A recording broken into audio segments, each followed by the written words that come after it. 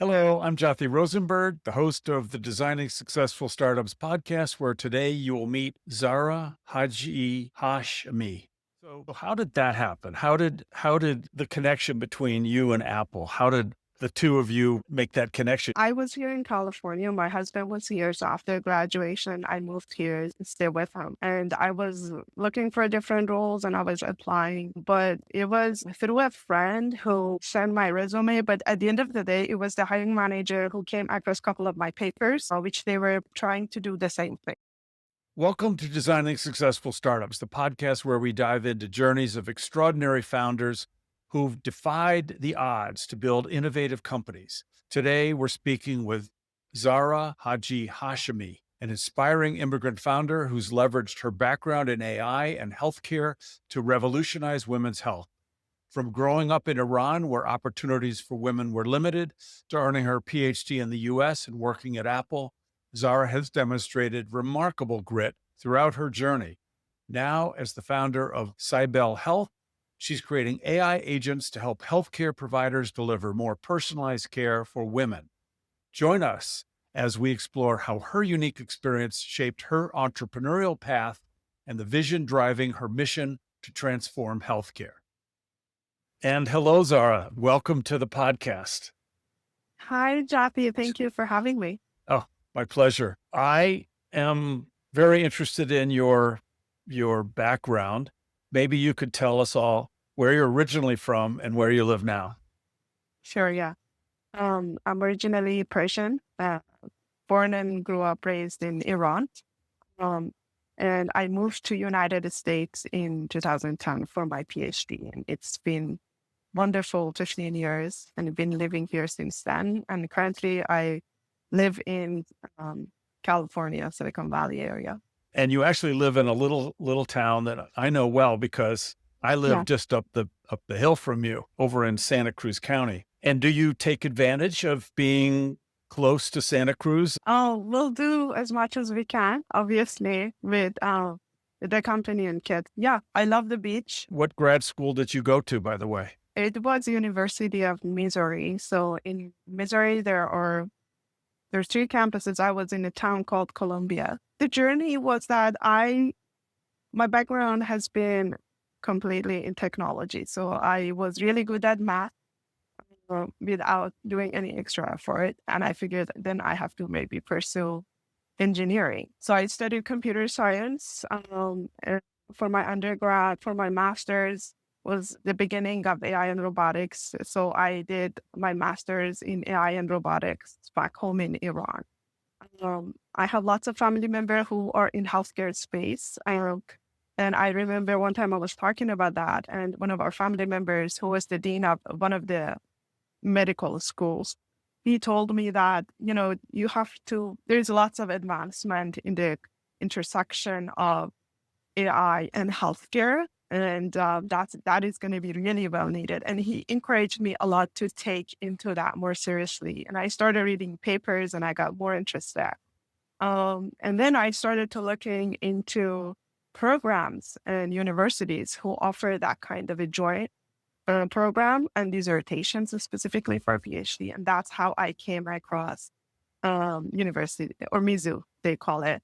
So there was a really great collaboration between School of Engineering in Mizzou and the School of Nursing in UCLA. And they had joint projects, really big ones with NIH. And they had big groups, multiple advisors and professors from very multidisciplinary. And lots of grad students, lots of great publication. So that's how I decided to go to that one, because I've been asked a lot, out of all the universities, why Missouri? It was a really small town. I obviously applied, but that one gave me the full scholarship. And for me, that was also another motivation. So I joined the program as a CS student, but the dissertation was from the NIH grant, sponsored by NIH grant, and was applying machine learning models for healthcare, specifically for senior health, trying to develop models that are more predictive, because predicting any health declines, specifically in senior health, means a lot of saving from the healthcare staff from the insurance side. So that's really important. And it's been a big multi-year project. I know that some of the faculties created their own startups out of it.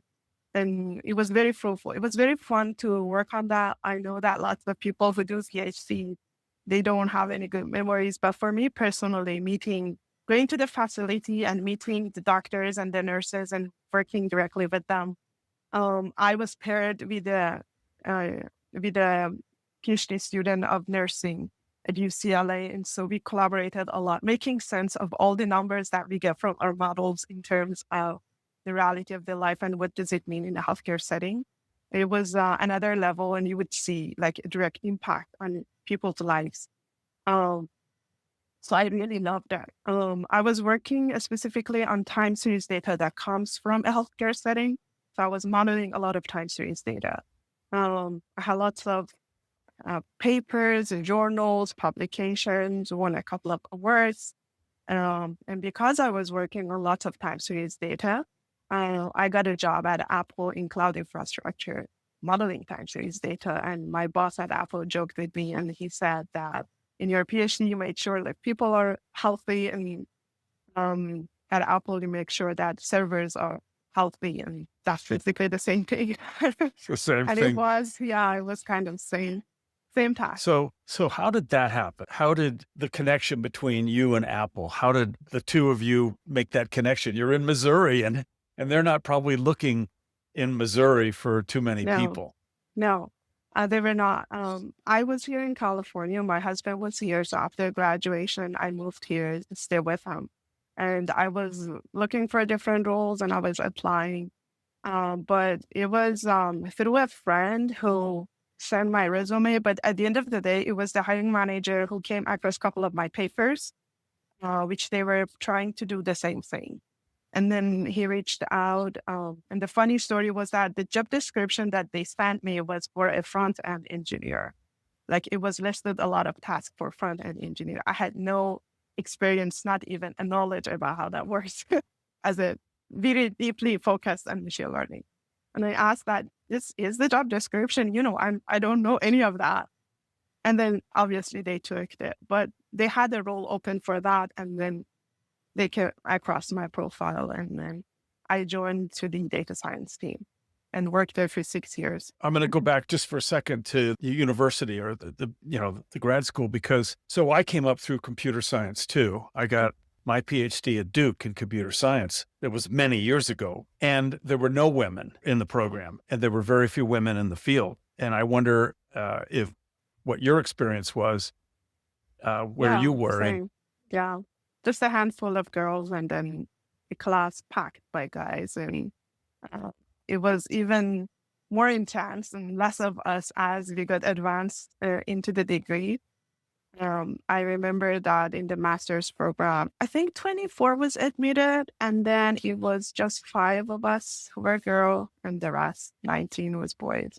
So yeah, and then PhD side. But then when you get to Silicon Valley, things are quite a bit better from what I've seen and heard. Silicon Valley depends heavily on immigrants because they're looking for the best talent anywhere in the world. And so there's no issue in Silicon Valley about immigrants. There's also a lot of very accomplished women, not as many CEOs as there probably should be. So that's probably been a little bit easier for you than almost anywhere else you could have ended up. Yeah, definitely. Yeah. I was fortunate to be able to come here. And the funny story was that lots of our friends that we went to the same college, like ended up in the Silicon Valley from the different perspective, different areas of engineering. Like, I joked with them and I said, you traveled pretty much all the states and you ended up in California. We all ended up in California. I think it's because of the culture. It's very welcoming. It's very merit-based, and it's really based on performance. And that clearly shows the result. You had a good run at Apple, 6 years. I'm sure you had got a chance to advance your skills, and you were looking at iCloud? Cloud infrastructure. So everything that you use or interact with any Apple products, any app that you run, that underline of it, the infrastructure runs on Apple cloud infrastructure. So we will make sure that everything is smooth, up, healthy, and running. So yeah, it was part of that. Started very small org and then becoming really big, in multi countries now they have teams. Did you consider staying at Apple longer, or something made you decide to leave? Yeah, I was very fortunate to work in a team of really great people, very supportive engineers and managers, which I'm sure not always the case, unfortunately. Um, different companies, culture inside it is different. Even at big companies, org by org is different. And I could see some of my friends who had challenges working, but I was really lucky. I had really great people, really great mentors, really great managers. The VP that I was working under, he also was one of the PhD grads who had startup experience and then sold the startup. And he was like, I can really relate to that. And I'm sorry that you're leaving, but I'm happy for the journey ahead of you. And we're still in connection and we still talk. And he's a great mentor. To be honest, there were different points when I was at Apple that I was contacted with the recruiters and it seemed interesting, but because of that team and the people, I didn't want to leave and I wanted to stay. Until I reached the point that I felt like I have a mission that's greater than my personal interest. And I thought that I can do something bigger that impacts other people's lives. And that's what drove me to leave. Where did the idea for this health startup come from? Sure, yeah. The source of it was really my PhD dissertation. I was, during that whole 5 years, I was seeing on a daily basis that what kind of impact it can have. That was always with me. I always wanted to do something about it. I always wanted to continue with that, especially that recognition that I got from the community was really big. So I knew that this going to be something really good and that can come out of it. And then the 3-year point, honestly, was after pandemic. I had my second one just right around the pandemic, and I had lots of challenges managing work and life, and I was just getting promoted, so having kind of a more responsibility and lacking resources as a woman, or the health in general. Fortunately, I didn't have any specific health issues, but in general, I wanted to be more productive, have more clarity of mind, perform better. I was digging a lot and researching a lot as a old habit of being a researcher into tools and resources and apps, just as simple as getting answers about questions about my health. And then that was the point that I noticed there's lots of inefficiency in the system. Healthcare system in general is very kind of one size fits all approach. It lacks personalization. Lots of inefficiencies in the system comes from that. Healthcare system, from my perspective, I would say it's more of a reactive symptom management instead of getting to the bottom of it and finding a cure and being more preventive. And that was the whole idea. And it's very important for women specifically because we need more visits. An average woman for any health issues, they ended up having more doctor visits than men. And it's because our hormones in our body functions in a way that it's constantly changing. And as a result of that, we need constant monitoring and adjustment. And that is definitely something that recent advancement in AI specifically make it much easier to do without our physicians go burn out. Explain a little bit about what the AI that you're building into your product, how it helps, how it does what you want it to do. Yeah, sure. So I explain a little bit about the problems and then makes it more clear why I can help. So there are multiple problems when we talk about healthcare. One is one size fits all approach. The second one is being very reactive and doing mostly symptom management. Any doctor for any conditions you go, they ask you what are your symptoms, and then they quickly, prescribe you with some medicines to just manage those symptoms. And there are very few cases where you have to go to the labs and, do do more of the screening to understand. But even though it's still majority are symptom management. And the focus is not on the doctors or providers, it's on the whole system. The whole system is designed in a way that, has to maximize the outcomes. So it limits the patient-doctor interactions. So they don't have enough time or enough tools to get a good understanding about you and tailor a very personalized kind of treatment for you. And that highlights and brings more challenges for women's health, again, for the reasons that I just discussed, mainly hormonal shifts. Women go through major hormonal shifts at different stages of their lives. Every time you have a hormonal shift, it's, starting from puberty all the way to adolescence, pregnancy, multiple pregnancies before and after that, and then go through the, some specific women's related, like ovarian and those related issues, and all the way to the premenopause and menopause and all of that. And lifestyle plays a very important role in that.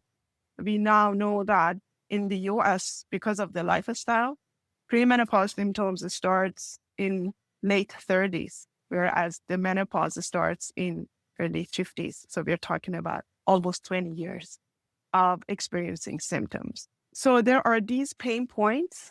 And the other side of it is that US has a major deficit in healthcare providers.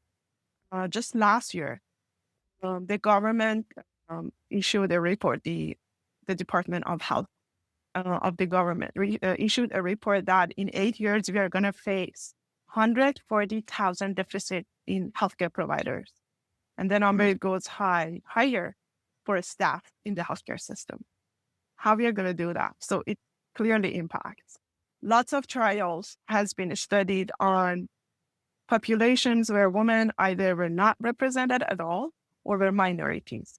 That means that we didn't have enough coverage of diversity of women. And now we see that lots of those treatments either do not provide the same results or even have adverse results on women with, minorities or from different ethnicities. So all of those brings lots of challenges to the system and lots of inefficiency. As a patient, you get frustrated because you go to visits after visits. You are not just spending your money, but spending a lot of your time and still not getting the result, frustrated. You are dealing with a lot of symptoms in this busy work life kind of settings. For the provider side, they are seeing lots of patients. They are burned out. They don't have enough resources. Lots of things are still manual in the healthcare system. So I had all of those different pinpoints on my mind. I was like, where do I start? How do I help? Coming from a family and seeing how healthcare providers live and work, I knew that direct to consumer is one way, and there are lots of companies to do that are focusing on that, creating different apps for patients. I wanted to do something for the providers. I wanted to enable them to work smoother, with less stress, and still provide better results and still perform more efficient. We are creating AI agents for healthcare providers who have private practice. And our AI agents are focused on female patients, very high tune toward those needs. We are trying to stay agnostic about health and covering all aspects of health, really have a holistic approach. Having said that, we are building pillar by pillar because obviously this is a very big goal. We started with mental health as my personal interest. Also, I happen to found advisors who are in the mental health space joining my team early on, and we started with that. And I know that there are, especially like living in Silicon Valley, there's a lot of huge needs for that. We are targeting mental health providers. These are going to be agents that are at the provider. And what is the data that this AI is getting in order to make some recommendations? Hi, the podcast you are listening to is a companion to my recent book, Tech Startup Toolkit: How to Launch Strong and Exit Big. This is the book I wish I'd had as I was founding and running 8 startups over 35 years. It's like a memoir of my entrepreneurial journey. I tell the unvarnished truth about what went right and especially about what went wrong. It's for the founder, the CEO, and wannabe founders of tech and non-tech startups. You could get it from all the usual booksellers and also from the publisher at Manning.com. I hope you like it. It's a true labor of love. Now back to the show. Hi, the podcast you are listening to is a companion to my recent book, Tech Startup Toolkit: How to Launch Strong and Exit Big. This is the book I wish I'd had, as I was founding and running 8 startups over 35 years. I tell the unvarnished truth about what went right and especially about what went wrong. You could get it from all the usual booksellers. I hope you like it. It's a true labor of love. Now back to the show. That's a great question. So the other thing with the recent emerging of AI agent is that even those AI agents are very generic. And they are trained based on a very generic set of data sets that are available. And we wanted to do even more personalization because even each provider performs and do the treatments and even do the diagnosis in a different way, depending on their experience and their focus area. So we started with collecting information from there, from the providers, whatever they have, even grabbing their minds in terms of how do you run your practice, what kind of knowledge do you have, or, speaking a lot on a one-on-one settings with them. And we create an agent per provider, per information that they have. So it's a lot of one-on-one, basically, settings and interactions based on the data that they have available, making sure everything is really secure, and all of those concerns about the security obviously is on the top of our list. The challenge with bigger organizations is the rules and policies. It gives you a limitation on the amount of, especially in the field of research and R&D and kind of innovative areas that you want to enter into. That was really my passion as a scientist.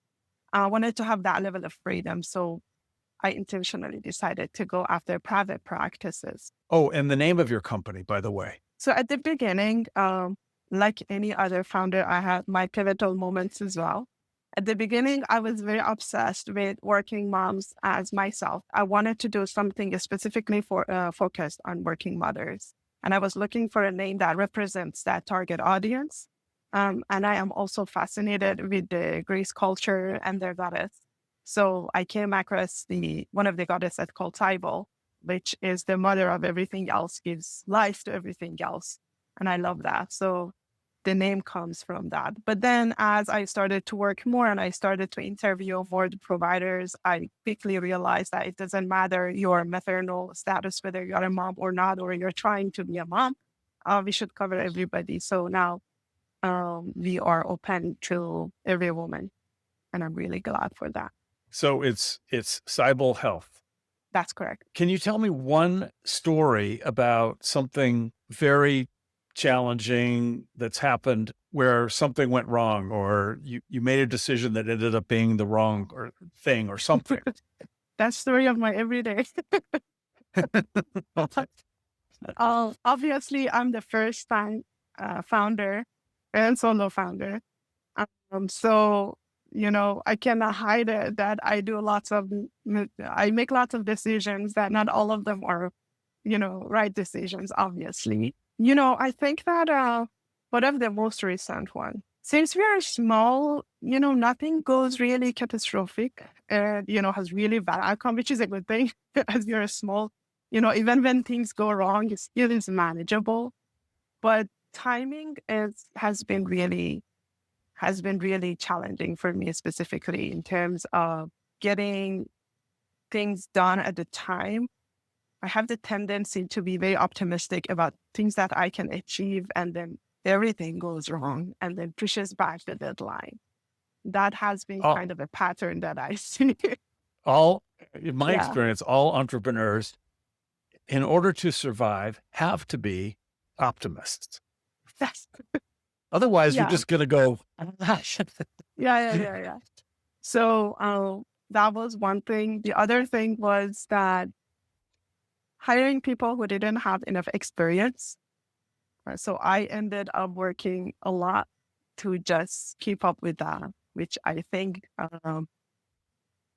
wasted or burned out some of my energy, which could be, spent it somewhere else, be another experience.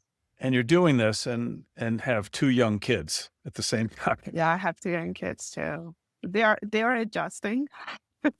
They're both girls, 5 and 9. So they're somewhat independent. It's good enough for me. Yeah, that's good. So I wanted to ask about the experience of being a female founder, because you are few and far between. I know some investors are ageist. They don't like older people. I've experienced that. Some of them don't have the same kind of respect for women founders that they should. I've seen other kinds of issues. So, but tell me what your experience has been.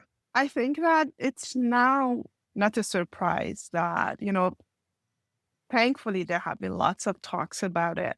That women founder face a lot more challenges, from investments to validations, even to customer acquisition if you're going B2B. And, you need to convince organizations to use your platform. So there are lots of challenges in every step of the way. Having said that, especially for immigrant founders and immigrant women founders, one thing that I consistently see is that they've been pushing a lot of barriers at different stages of our lives that gives us the grit to push more. And then those blockers and those no's and those attitudes doesn't just stop us, which is a good thing. So I came from a culture that women couldn't do lots of things. And I experienced that, as long as I can remember myself. So I learned early days that how to not let that stop me. Yeah, I heard so many no's from the investors, even women investors. I heard so many questions and invalidations from community, from the startups community, to the investors, to the potential customers. But my mindset was that I started this company and I want to build a company.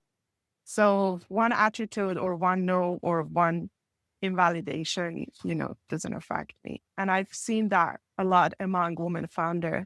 I'm glad you mentioned the word grit, because my last question was going to be, where does your grit come from? And you've just explained how the grit you have has helped you, but where do you think it really came from? For a good or bad, I think it really comes from early days and from the culture and environment that you grew up with. That's why, I decided to start this startup even when my kids were young, because having a little bit of challenge early days is good for you.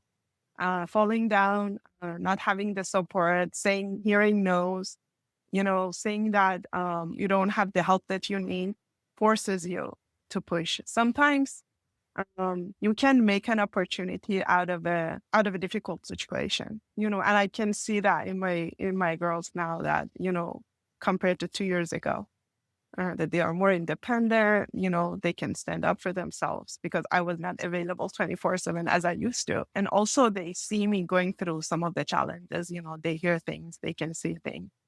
But for me personally, it comes from living in a situation or in an environment. It was not acceptable. I was the first girl to immigrate out of the country, in my town. And I remember my mom called me and said, like, I have to answer so many questions. I'm so tired of it. I don't go out anymore. But then it just started a movement. And a couple of years later, same people who questions my mom that, how can you let your girl, without getting married, go to, the other side of the world? It's literally the other side of the world for us. They started to asking me help their daughters to do the same thing. So one day I was bullied, the other day I was asked for help. So, but it's really started from early days. And that's also one of the topics that we're talking with one of our mental health providers who do a lot of psychology with college students. And he was saying that I don't see great in the new generation that go to their college. And I think it's because of the very easy life that they have, I would say. But was the life difficult for everyone, or was it just, are you saying that it's just particularly difficult for women in Iran? for everyone, but it was exponentially more difficult, especially for women, because of the government, because of the religion, because of so many different cultural factors. There's lots of limitations on things that women can do. And there are lots of red lines that women cannot cross. And if you want to be the scapegoat and you want to cross it, you are going to face a lot of challenges. And those of us who did, the outcome of it was that we were now very strong and we had the grit and we know how to handle that, which is very important. And when you made the decision to emigrate, I assume your parents were very supportive of it, even though they had to answer all these questions. To be honest, not at the beginning. I remember my mom told me that you're 20 something, you have to get married. But here was the thing with my parents. I was very lucky because we had this open environment that we could discuss and share my feeling and share my thoughts. Eventually, I was able to convince them and they didn't say no and then supported me financially, emotionally, everything else. But the first reaction was, no way. No way. So you had an uphill battle to get through no way all the way to okay. I had to do everything secretly. And then because here's the thing, especially for coming to the US, because of the relationship that doesn't exist. We couldn't even get visas. You have to travel to the third country to go to the embassy and do the interview. And when I got the admission, I showed my mom admission letter. She was like, okay, this is just an admission letter. How do you want to get the visa? I said, well, I travel to the embassy. She said, okay, if you want to show me that you can live by yourself in another country, you go travel by yourself. I'm not coming. So she wanted to test me a little bit. And then I did that. I traveled alone. And then I got the visa, the passport, like the stamp on my passport. And when I showed her, she started crying. And she said, I can't believe it. You're not serious. She's like, going. I thought all of those are just an adventure. But then she was definitely very supportive. She has been always supportive. She always really encouraged me to do higher education, don't get stuck at a job. She was also an entrepreneur herself. She had her own businesses, even though my dad was doing really well. She still believed that a woman have to make her own money. And it's the five of us, and we all ended up, although doing higher education and, somewhat being employed, but they have all of my siblings. Also, they have their own businesses running on the side and they're all successful. So I think it comes with the gene as well. That's cool. And is it safe? And can you go back there to visit? It's not like they're going to keep you. No. Yeah, I was last summer. I hope, given the current very unfortunate climate out of our country, that you're completely safe and here. Yeah. So there's a spectrum for people that go against, very, very vocal in the politics. Obviously, they see more challenges and questions. I personally have not been involved or interested in politics since very early days. I travel very safe, and my parents also come here. Well, this has been great. I really appreciate it. I think the people who are going to be listening to this are going to be fascinated with your journey. So I really appreciate you taking the time. Sure. Yeah. Thank you. I really also enjoyed our conversation, and I hope that everyone enjoyed that as well. I would like to invite everyone to follow us. We are all over the social media, Cybele Health. We have also our own platform and our own podcast. We are live now. The first thing about health is having understanding, or I said, like, patient education is the main part of the responsibility of a provider. Just educate you about your different, your problems that you're facing, your symptoms, but also different options that you have. And with our platform, we are facilitating that, especially for women health. It's very important because for so many years, it's been a taboo. Not many talk about it. Very normalize everything, especially for women. So many of very serious conditions are asymptomatic, meaning that you can have a series of symptoms that you can just misread it with something else. You can have endometriosis and you can just misread it with being just burned out, very busy at work, just tired, just stressed out. Providing more education about that from a very, expert domain, licensed providers, not just any social media influencer, is our first priority, and we are doing that. So you can join our Cybele Health platform at apps.cybelehealth.com. We have lots of great courses and information for all of our audience. And you gave me a bunch of links, and I'm going to put all of them in the show notes as Sure. well. Your toolkit takeaways are: embrace the power of grit. Facing obstacles early in life can be a hidden advantage for founders. As Zara demonstrated, overcoming cultural barriers developed resilience that served her well when facing the challenges of entrepreneurship. Find your bigger mission. The transition from a comfortable corporate job to startup life requires motivation beyond personal gain. Identify a mission that's greater than yourself. For Zara, it was improving healthcare for women through AI. Target accessible markets first. Rather than going after large institutions with complex approval processes, consider starting with smaller clients where you can iterate quickly and maintain your freedom to innovate. This approach allowed Cybele Health to work directly with private practices. Build from personal pain points. Zara's own challenges, balancing work and motherhood, helped her identify real gaps in women's healthcare.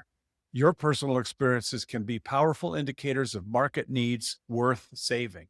The show notes contain useful resources and links. Please follow and rate us at podchaser.com/designing successful startups. Also, please share and like us on your social media channels.